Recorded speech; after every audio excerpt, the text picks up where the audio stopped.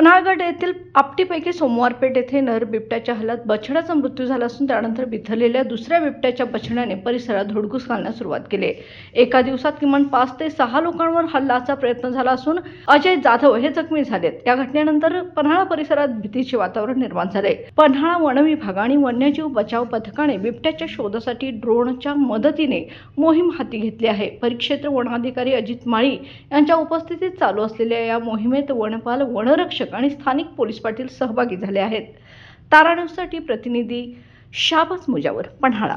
भीतीचं वातावरण उठले, वाघापासून लय भीती वाटायला। लहान मुलांची शाळा भरत होती, ते आता म्हणजे आजपासून सुट्टी दिली आणि तिथल्याच व्यक्तीला गणपतीच्या मंदिराला पाणी घालायला गेल्यानंतर त्या व्यक्तीच्या अंगावर धावून गेल्यानंतर ती आरडत ओरडत गेली।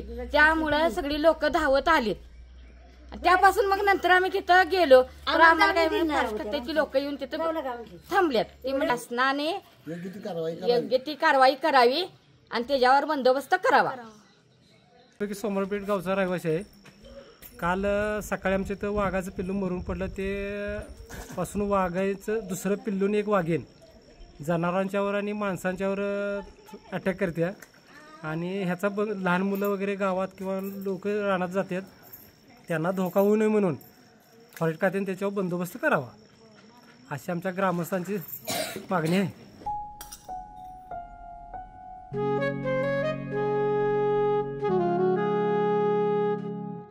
बाबा, आज येताना बासुंदी घेऊन या ना। अगं, कालच आपण आईचा वाढदिवस होता म्हणून आणली होती ना।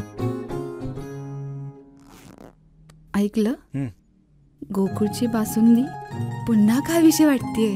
खरं सांगू, मलाही खावीशी वाटतेय। पुन्हा पुन्हा खावीशी वाटणारी गोकुळ बासुंदी।